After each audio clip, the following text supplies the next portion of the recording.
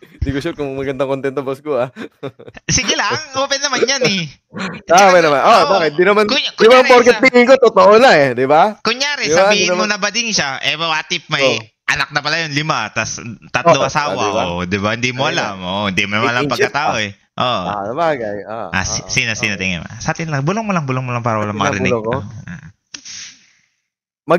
Ide-depends ko pa yung sarili ko pag may sinabi ako, pwede naman. Pwede naman, pero sabihin mo na muna yung pangalan eh. Medyo gusto ko lang marinig eh. Pag inaamoy kang ganyan. Pero, wait lang. Bago ko sagutin, boss ko, balik ko lang saglit. Ikaw, meron na wala? O hindi ko hingin yung pangalan? Kung ibabalikan ko talaga lahat na memory ko Okay. Wala pa sa ngayon ako naisip, legit. Wala pa ako naisip ngayon. Ang safe? Hindi, legit. Kung kunyari, hihimayin ko yun, yung nangyari kasi. Hindi kasi ako nakafocus sa ganun eh. Pero gusto ko malaman lang sa'yo kung meron ka. Pero ikaw, may naisip ka na kasi agad. So, pwede mo na sabihin. Ako, wala pa ako naisip legit. Bagay, di naman lalabas to, no? Sa atin dalawa lang to. Atin lang to. Pag binulong mo, huwag mong pagsigawan. Dalawa lang tayo. Kasi, hindi kasi ako... Ilan na mo? Isa. Isa.